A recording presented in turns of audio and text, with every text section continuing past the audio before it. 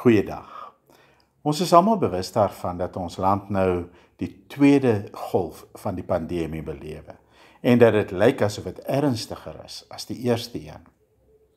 Die president het ook intussen aangekondig dat openbare byeenkomste beperk word tot 100 persone per geleentheid.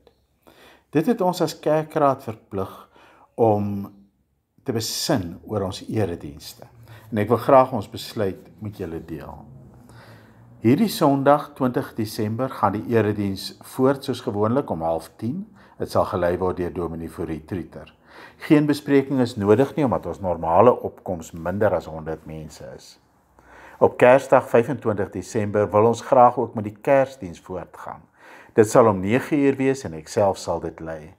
Hiervoor sal ons egter besprekings moet neem, omdat die Kersdiens dikwels deur meer as 100 mense bygewoon word.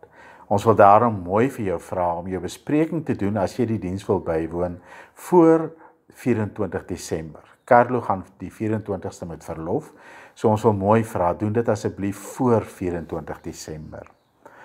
Die besprekings kan gedoen word deur 'n e-pos te stuur na ngkdab@polka.co.za of jy kan 'n SMS stuur na 063 304 0961. Daarna sal daar geen eredienste in die kerkgebou wees op Sondag 27 Desember, Sondag 3 Januarie en Sondag 10 Januarie nie. Ons sal wel YouTube boodskappe plaas. Ons sal na 10 Januarie dan weer besluit oor of ons gereed is om eredienste in die kerkgebou te hervat.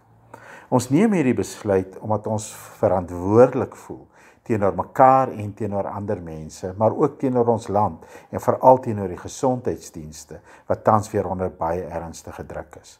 Ons vertrou dat julle ons besluit sal verstaan en daarmee sal saamwerk. Mag julle 'n geseënde Kersfees hê en 'n voorspoedige nuwe jaar. Kyk mooi na julleself en kyk mooi na die mense om julle. Totsiens.